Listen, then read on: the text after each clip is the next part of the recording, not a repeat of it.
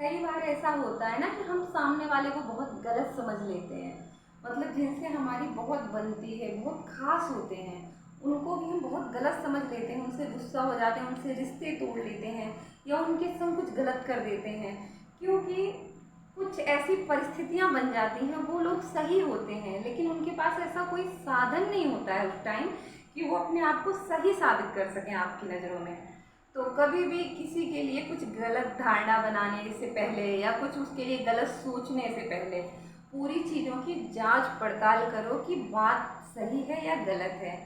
इसी बात पे आपको एक छोटी सी कहानी सुना रही हूँ मैं। एक राज्य में कोई एक राजा रहते थे। उनके पास एक तोता था। तोता बहुत ही सुंदर बोलता था, बहुत खूबसूरत भी था, मीठी बोली थी उसकी, मतलब राजा को खुश रखता था वो। एक दिन उसका मन हुआ कि वो अपने माँ बाप से मिल के आए, तो राजा से बोलता है कि उसे उसके घर जाने दें। तो राजा बोलते हैं ठीक है जाओ, लेकिन 5 दिन बाद तुम वापस आ जाना।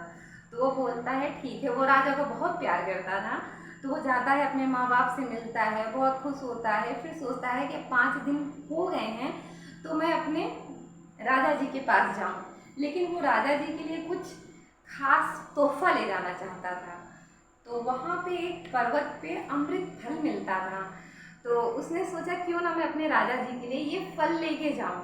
तो वो फल तोड़ता है, लेकिन आते टाइम रात हो जाती है, तो वो सोचता है रात यहीं पे गुजार लेता हूँ। तो वो रात में सो जाता है। जो वो फल था उसको एक सांप जो है वो जूठा कर देता है।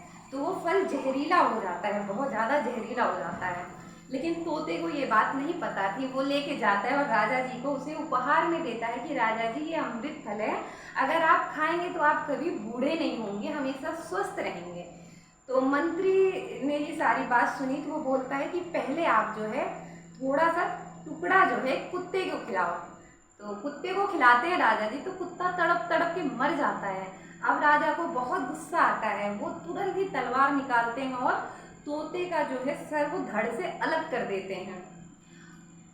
वो जो फल था उसको फिकवा देते हैं। जहाँ वो फल फेंका जाता है वो पेड़ बन जाता है, उसमें फल आ जाते हैं। एक बार एक बूढ़ा आदमी उधर से जा रहा था, तो वो फल वो खा लेता है और वो बूढ़ा आदमी जवान हो जाता है। ये बात राजा को भी पता चलती है, तो राजा बहुत पछताते हैं कि यानी कि वो फल जो लाया था वो पेड़ जहरीला नहीं था, तोता कुछ उनका बुरा नहीं चाहता था। बहुत पछताते हैं वो, लेकिन अब पछताने से क्या होता है। तो कुछ भी निर्णय लेने से पहले एक बार जरूर सोचा करिए। और मेरी छोटी सी कहानी आपको कैसी लगी, अच्छी लगी, मेरे चैनल को सब्सक्राइब करिए, वीडियो को लाइक करिए, शेयर करिए, कमेंट करिए। खुश रहिए, मस्त रहिए।